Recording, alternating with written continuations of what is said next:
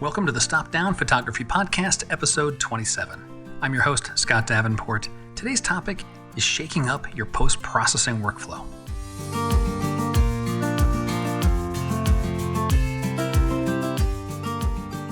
Hi everyone, welcome. Thanks for joining me today. It is July of 2020 already, and I have to admit, it's been a tough year for creativity, a tough year in general. And in no way do creative challenges compare to the hardships others have had to face this year. But here in this podcast, we talk about photography, we talk about creativity, and that's what we will focus on today. And in particular, the post-production side of photography. First, though, let's take a quick snapshot of 2020 and a short sidebar about John Lennon in the early 1970s. I promise you there is a connection here. At least a connection made in my mind. So 2020, it's half gone, half ahead. And the prognosis for the second half of the year is uncertain. Getting outside continues to have its challenges, notably in the US where I live. I've been ducking out here and there for early morning, pre-dawn photo shoots where I can.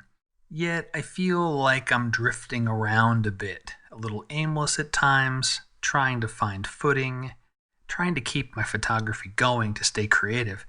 2020 is shaping up to feel like a quote-unquote lost year. And the way 2020 is going in this phrase lost year made me think of John Lennon's so-called lost weekend.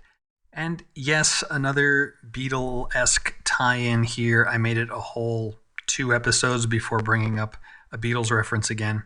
Hey, if you've listened long enough, hopefully you're going to be staying and listening longer. That's how my mind works. So this lost weekend was actually a stretch of about 18 months in John's life. It's after the dissolution of the Beatles, before the birth of his son Sean with Yoko Ono. Now, John was estranged from Yoko for this time, and he kind of drifted around a bit, kind of like I'm drifting around in 2020 with my photography. He left New York for Los Angeles. He had a variety of musical collaborations going on, lots of, let's say, extracurricular activities going on. Although, John was quite creative during these 18 months. He charted his first #1 US hit as a solo act, Whatever Gets You Through the Night. It was a collaboration with Elton John. He completed 3 full albums, including Mind Games, which is one of my favorite albums of his. John even had a jam session with Paul McCartney, although it didn't produce anything musically noteworthy. So I got to thinking, 2020 is a lost year, John Lennon's lost weekend. What can I learn from what John went through in the lost weekend? Is there a lesson? Is there an idea that I can adapt and apply to my photography? Okay, so John is bouncing around. He's working with other musicians. He's visiting studios. He's collaborating. A fair amount of partying too. Well, I can't quite do any of that, given social distancing norms in 2020, and I'm not really much of a party goer. Although there's a lot that happens with music in post-production, mixing tracks, fine-tuning the sound, working with all those cool sliders on those big massive consoles. That's a parallel to photography. Like in music, post-production of our photos has a very important role in the process of creating images. Something I can do right now is shake up my processing workflow, fiddle with the sliders, try a filter I don't use as often, explore corners of the tools I don't normally visit. The purpose is discovery and experimentation. Like the musicians tinkering with different sounds in the studio, photographers can tinker with light, shadow, color in our digital darkroom. I think Ansel Adams said it best. The negative is comparable to the composer's score and the print to its performance. That still rings true, although today the performance is often the post-processing of a digital negative.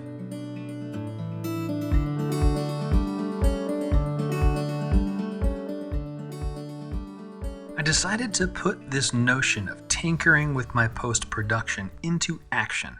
To understand what I did, what made sense for me, let me first explain my typical workflow.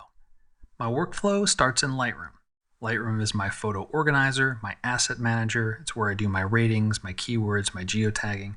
All of that stuff happens there. And Lightroom happens to be a capable photo editor too, so initial processing of my raw photos happens in Lightroom.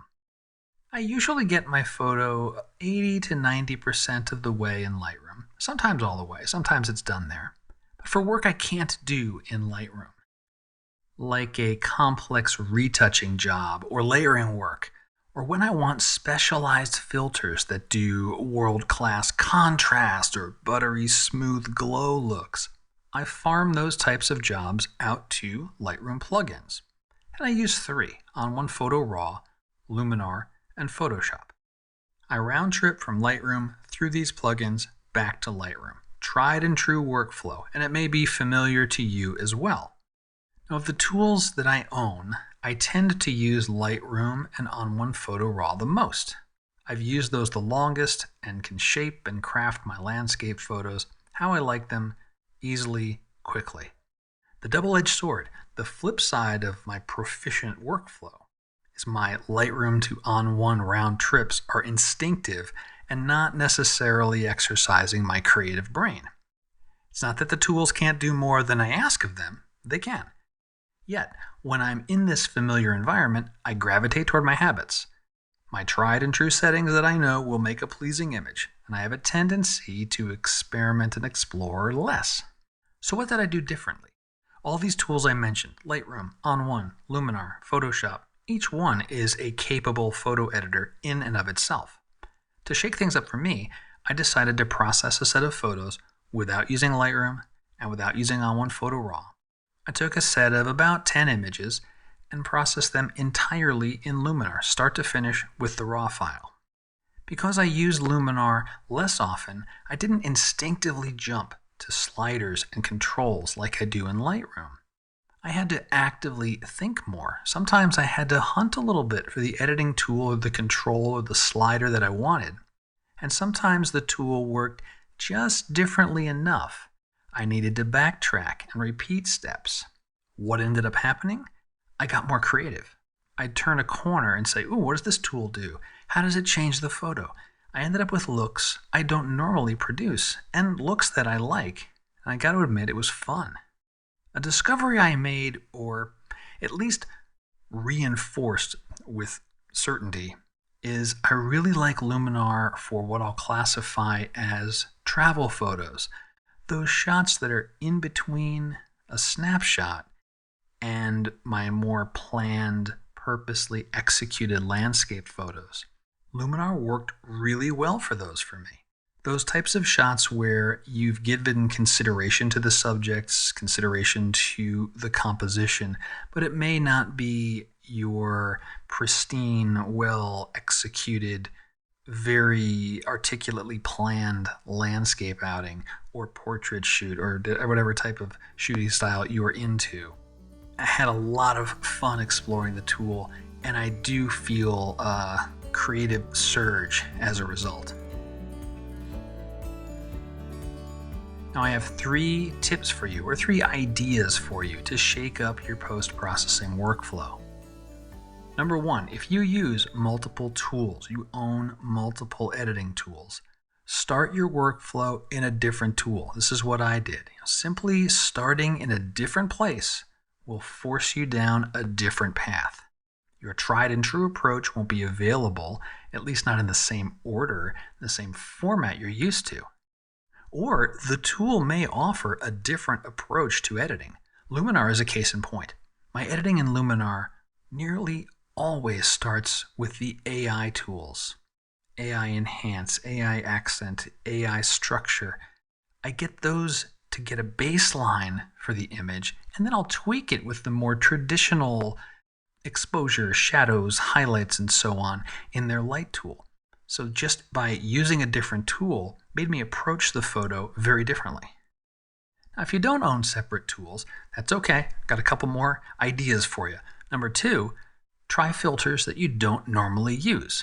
If you're like me, 80 to 90% of the time, just a handful of filters or sliders get you the processed photo you want. Take a look at what else the tool has to offer.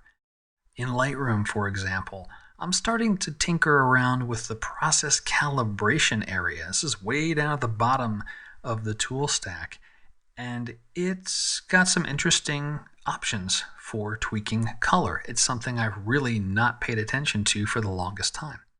In On1 Photo Raw, try a grunge or bleach bypass. There's 30 or so filters in there, and there's a bunch of them you may never turn to.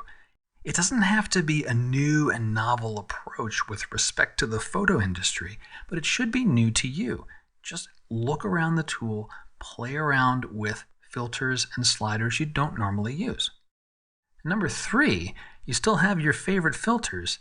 Take your go-to sliders in a different direction. Your familiar haunts in your processing tool can probably do more than what you typically use it for. Push the sliders in a different direction than usual. Throwing out some random ideas here. HSL, hue, saturation, luminance. What about selectively desaturating certain colors or brightening or darkening certain colors? I'm not talking about doing selective coloring per se. It's almost more like a little bit of color grading, some basic color grading. Just fiddling around with the sliders and pushing them in different directions than you normally would. Sharpness or clarity. Take those things negative. Get a softer, dreamier look. You don't necessarily have to go outbound to another tool to get a glow look. You can play with negative sharpness, negative clarity. And then consider taking that type of stuff and applying it selectively to a subject. Maybe you want to desaturate everything except the subject that you want attention paid to. You give part of the photo an older feel, a faded, old vintage kind of feel, but just by toning down certain colors. Just an example of an idea, but those familiar sliders, the tools that you use every day, what else can they do that you don't normally use them for? Play around. So to recap those 3, number 1, start your workflow in a different tool. If you don't have a different tool, number 2, try filters or effects you don't normally use. And number 3, take those familiar sliders and push them in a different direction.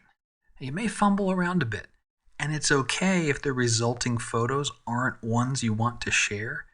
The point of all this is to make some discoveries. Now, some discoveries you'll make about yourself. You may find habits you have with your post-processing. Some may be good, others may reveal opportunities to change and grow. You'll make some discoveries about the tools, almost guaranteed. You'll likely find your processing tools have far more capabilities than you knew, and you're not taking advantage of all of them. Both sets of discoveries will feed your creativity.